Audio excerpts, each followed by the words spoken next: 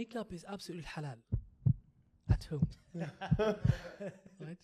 I'll stop breathing for a second. I'm going to be That's too wrong. absolutely halal. She can put all the makeup she wants in the comfort of her home for her husband, etc.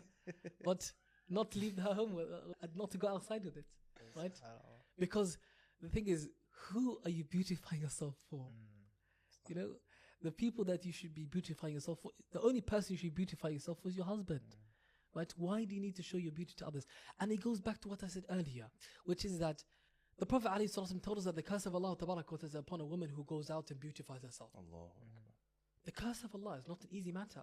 What does it mean that the curse of Allah is upon you? It means that Allah will distance you or expel you from His mercy. That's what it means that the curse of Allah is upon us. We are in dire need of the mercy of Allah Azza wa Jal. Are we going to let just a bit of a desire that I want to look a certain way, etc., completely banish us from Allah's mercy? It's not worth it. And the other thing is that every person who glances at that sister when she's covered herself in makeup and so on and dressed in a certain way, etc., she gets the sin of everyone who looks at her. And if you're causing people to look your way and so on, you know, there's this thing that the people say, you know, you should lower your gaze anyway. But if you're the one causing fitna, you share a part of that sin. You can't just tell people look away when you are attracting that attention. So you should be one who dresses modestly, and then when you're dressing modestly and they're still looking at, then you can say, yeah, you should be lowering your gaze, right? So every single person has a responsibility.